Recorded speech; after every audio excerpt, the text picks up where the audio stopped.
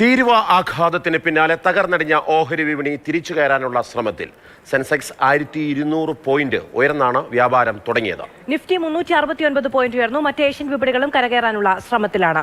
ഉമൈബാൻ വിവരങ്ങളുമായി ന്യൂസ് ഡെസ്കിൽ നിന്ന് ചേരുകയാണ്. ഉമൈബാൻ, ഈ പകരം തീരുവ പ്രഖ്യാപനമൊക്കെ നടന്ന സമയത്ത് കുപ്പുകുത്തിയാണ് വിപണി ആരംഭിച്ചതെങ്കിലും പിന്നീട് പിടിച്ചു കയറാനുള്ള ശ്രമമൊക്കെ നടത്തുന്നുണ്ടായിരുന്നു. എന്നാൽ പോലും നഷ്ടത്തിൽ ക്ലോസ് ചെയ്യുന്ന സാഹചര്യങ്ങളും ഉണ്ടായിട്ടുണ്ട്. ഇന്നിപ്പോൾ വലിയ ഉണർവോടുകൂടിയാണ് വിപണി ആരംഭിച്ചിരിക്കുന്നത്. ഇത് ഇന്നത്തെ ദിവസത്തെങ്കിലും ഒരു ട്രെൻഡ് ആയിരിക്കുമോ?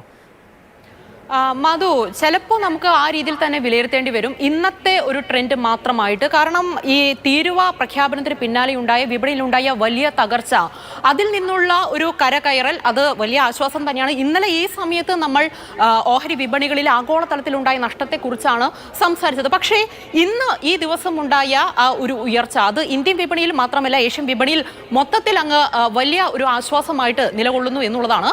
ഇന്നിപ്പോൾ സെൻസെക്സ് 1200 പോയിന്റ് ഉയർന്നാണ് വ്യാപാരം തുടങ്ങിയിരിക്കുന്നത്. നിഫ്റ്റി ആണെങ്കിൽ 369 പോയിന്റ് ഉയർന്നിട്ടുണ്ട്. വലിയ ഒരു വിപണിയിൽ ഒരു ഉണർവ് കാണുന്നുണ്ട്. പക്ഷേ ഈ ട്രംപിന്റെ ഈ തീരുവ പ്രഖ്യാപനത്തിന് പിന്നാലെയുണ്ടായ വ്യാപാര യുദ്ധത്തെ തുടർന്നുള്ള ആശങ്ക ഓഹരി വിപണികളെ ആകെ പിടിച്ചുകുലുക്കുന്ന ഒരു കാഴ്ചയുണ്ടായിരുന്നു.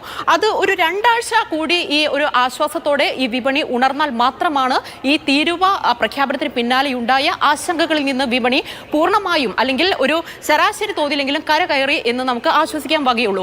ഇതിപ്പോൾ സെൻസെക്സ് നമുക്ക് ഇന്നലെ അറിയാം ഒരു 2200ഓളം പോയിന്റ് താഴ്ന്നാണ് വ്യാപാരം അവസാനിപ്പിച്ചത്. അതുപോലെ തന്നെ നിഫ്റ്റിയും ഒരു 700 ചില്ലാനും പോയിന്റ് താഴ്ന്നാണ് വ്യാപാരം അവസാനിപ്പിച്ചത്. അപ്പോൾ തുടക്കത്തിൽ ഈ വിപണിയിലുണ്ടായ ഉയർച്ച അത് എത്ര നീണ്ടു നിൽക്കും എന്നുള്ളതാണ്. എന്തായാലും നിക്ഷേപകരൊക്കെ വലിയ ആവേശത്തിൽ തന്നെയാണ്.